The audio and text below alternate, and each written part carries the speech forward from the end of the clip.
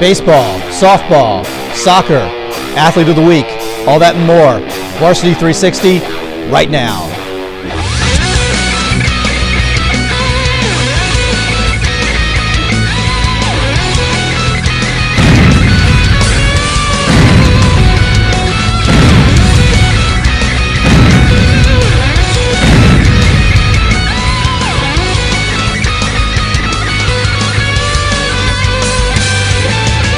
Hi everyone, welcome to Varsity 360. Mark Coleman here from the Virginia Varsity Sports Network, taking a look at this week's top stories in Fredericksburg area high school athletics. This is our May 5th, 2014 installment. Happy Cinco de Mayo. As always, I have part of the wonderful team from the FLS Varsity crew here to join me. This week we have the Freelance Star Assistant Sports Editor, Justin Rice. Justin, hola amigo. We're going to get some chips and salsa afterwards? Sure, let's see if we can maybe tie in a little sponsorship deal on that. I welcome the person who's going to send us like weekly chips and salsa. Gladly we would do that. A chips and salsa fiend. How can you go wrong? Yeah, exactly. How can you go wrong? Well, we've got finally some games that we can talk about. Why don't we Thursday start? and Friday, no rain. Thursday and Friday, no rain. Thursday was a little bit wet, but clear skies nonetheless. On the field on Friday is what finally counted. Yeah, wonderful. Why don't we start with some soccer? Boys Conference 15 soccer. Yeah, Abdulli Wada with for Massaponics had a pair of goals. They beat North Stafford 3-0. They're still unbeaten in Conference 15. Big showdown with Mountain View. Mountain View has a tie, but not a loss, also unbeaten. They face each other on Thursday in what's going to be a big, I think, important Conference 15 match. That's the big one of the year, probably, it seems like, to get that number one seed. And a fun name to say. You want to say it again? Abdulli Wada, and gosh, if I'm pronouncing it wrong, I hope we hear about it. Yeah. It sounds like for sports announcers and broadcasters, you love having those names that roll off the tongue like that. 2 goals in a big conference win. That's a big deal. Yeah, big deal. Good job. Ponics looking pretty strong. Absolutely. Good. How about on the girls' side in Conference 15? Massaponics team pretty strong there as well. Yeah, and on the girls' side of Conference 15, we've been talking about the last couple weeks. It's still Mountain View and Massaponics. Those are the teams that we're looking at. Mountain View with a 2-0 win over Brooke on Friday. Massaponics with a 2-0 win over North Stafford. Amari Hopkins with 2 goals for Mountain View in their win, and Jill Corbin gets the shutout and goal for Massaponics in their win. And these teams are both 3-0 in Conference 15 now, and they're going to play on Thursday, a game that should have been played last week.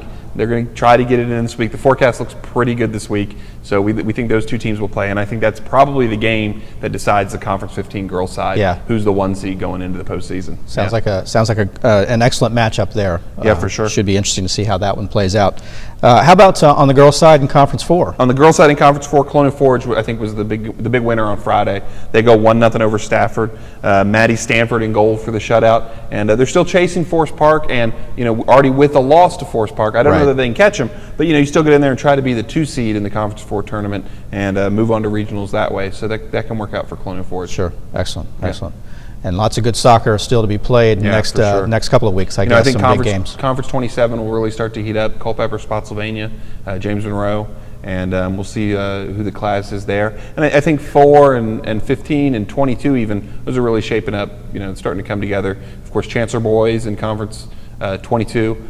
We'll probably look for Coach Mike Webb to get his 400th win this week for Chancellor boys. Right. And Cortland girls still undefeated in Conference 22 girls, and they're rolling to the 1 seed going to the Conference 22 tournament. Yeah, no kidding. Real strong looking team there, Cortland girls for sure. And getting some players back that were out due to health concerns there for a while, so they really didn't slow them up much. Did not slow them up. Things are lining up quite nicely for them. I think Cortland girls are still the team that maybe most likely to make a long postseason run. I think Cortland girls is where you start. Okay. There you go. I love those prognostications. Don't hold me to that one. Well, that's a look at soccer around the area. Well, let's take a look at some of the diamond sports. Let's start with baseball. Colonial Forge in Conference 4 with a big victory this past week over Stafford. Yeah, they come up and beat them 5-2 on Friday. Matthew Nichols had pitched 6 innings, had a nice outing, also had 2 RBIs. Colonial Forge is 3-1 in the conference.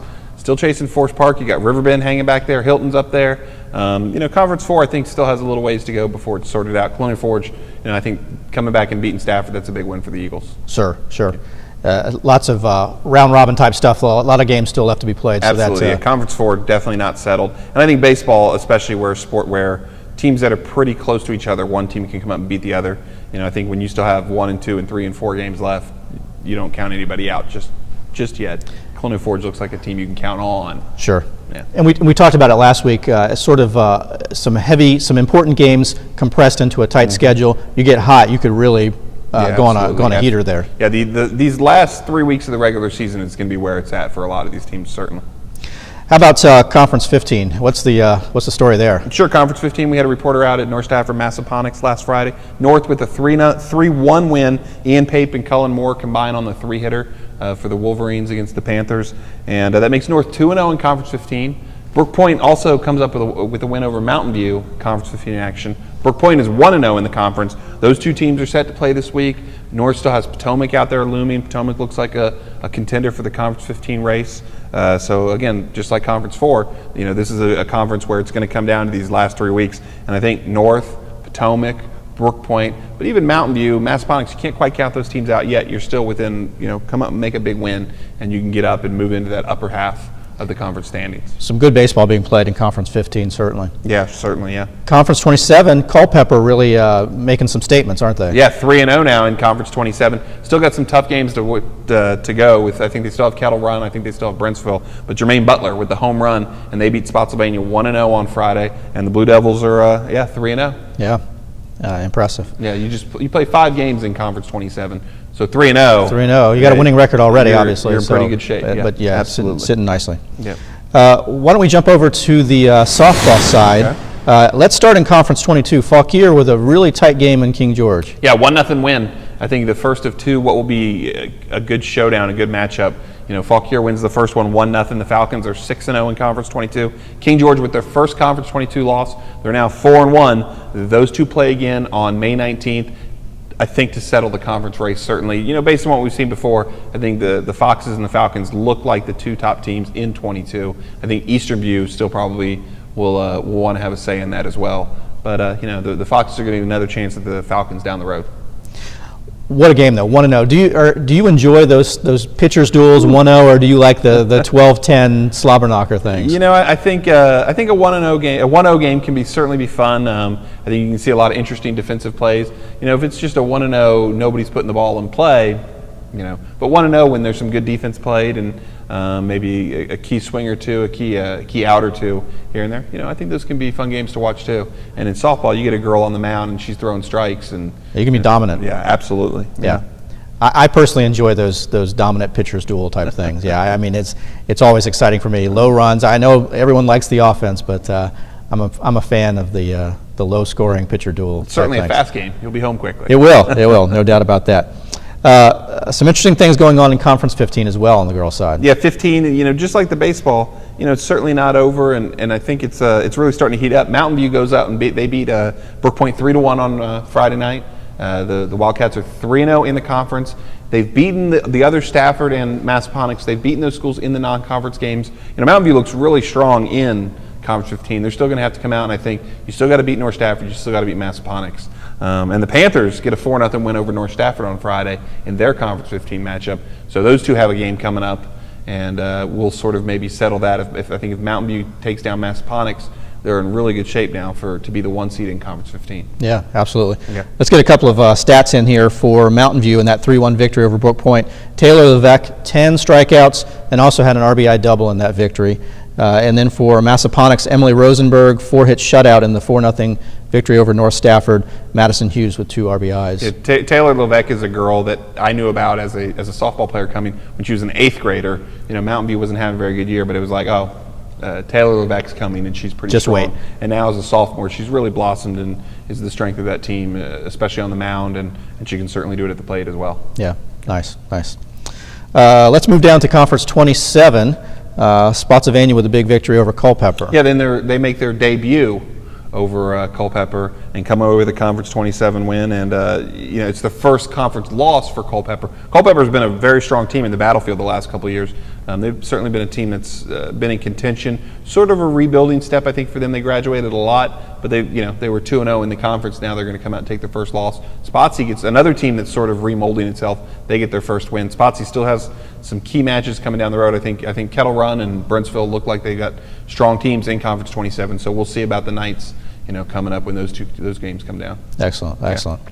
A stat line from the Spotsy game: Caroline Sorrell went 5 for 5 at the plate, an RBI, 2 runs scored. Also struck out 9 on the mound, scattered 8 hits in the victory.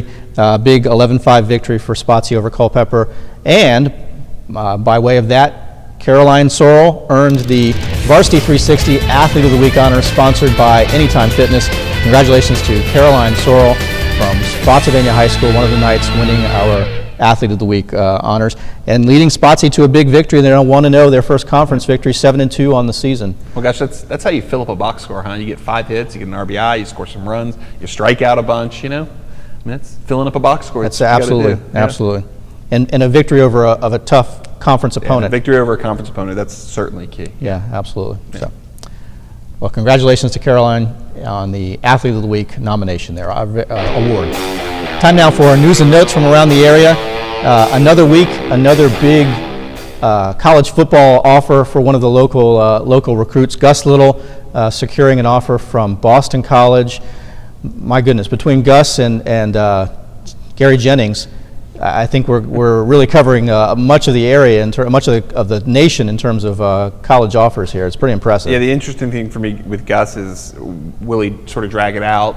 Will he? I would think that with all these offers falling into place before the season starts, you hear a commitment from him before the season starts. Get that out of the way, set that aside, and go play football your senior year at Massaponax.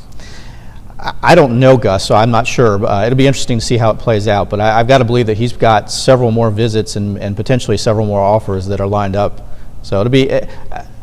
How would you handle it? I mean, I was not a strong high school athlete. To have been recruited by a D1 school would have been absolutely incredible. But I can't imagine what it must feel like to have schools of these types of caliber. I mean, he recently got an offer from West Point, from Army. Gary Jennings has got offers from Wisconsin, UVA. I think Kentucky is lined up if they haven't already.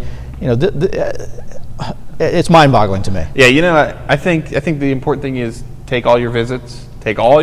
Yeah. And then try to find a good fit for you, and especially beyond just the football field. So few high school athletes go on to college to play, and so few college athletes go on, of course, to make a career out of it. So taking all your visits and finding a spot where you're going to fit, not just on the football field, but also in the classroom and so on, and finding what's going to work for you that way, I think. And we'll see what Gus comes out with. But like I said, I don't have any insight on the situation. Yeah. But if I were a betting man, I think with all these offers falling into place now, that Little makes a choice maybe before the season starts and gets that out of the way and sets that aside, and then you can enjoy your senior season just playing football. Well, hopefully he enjoys it however he decides to go about Absolutely. it. So, congratulations to Gus Little on another college offer. That's quite impressive there.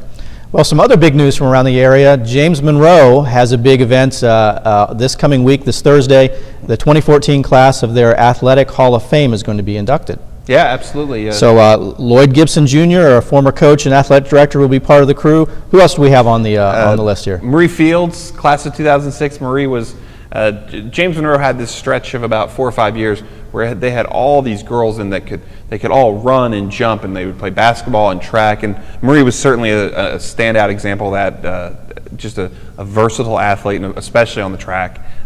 She could really get it done. So she's going to be out there for 2006. Excellent. And then I like these other two in sort of the common bond they have. First, you have George Dodson, class of 72. George was a 3-sport athlete at James Monroe. His brother's Dennis Dodson, of course, another James Monroe legend. And George was part of the 72 state basketball championship team, the only state championship JM has ever won in basketball. Okay. And in fact, after Georgia's state championship, the very next time JM returned to the state tournament was 2012. Antonio Coghill, class of 87, he coached that team to the state tournament in 2012. He's also being inducted. Of course, Antonio was a standout athlete at JM, multiple sports, and a nice guy, and a real nice guy to be around. And then returns to the school and has a lot of success with the basketball team, getting him back to the state tournament, first time in 40 years since Hall of Fame classmate George Dodson. They went and won a state title. So those two sort of go in, and they sort of make nice bookends. Nice little bookend for the story. 2014 JM class. Yeah. Excellent. Good stuff. Yeah. Good stuff as always, Justin. Nice work there. Yeah, thank you, Mark. Chips and salsa next week? Chips and salsa. Chips and salsa. Yes. Right. It'll be a fiesta. Well, that's going to do it for this week's installment of Varsity 360. As always, it's been a pleasure having Justin Rice from the Freelance Star joining. It's always fun. Hope I can see you again next week, and I'll see if I can do something about that, the chips and salsa. Awesome. Yeah, maybe it might be Taco Bell, but we'll see what we can do. We'll see what we can do. Yeah. Well, I'm Mark Coleman from the Virginia Varsity Sports Network. Thanks for watching, everyone.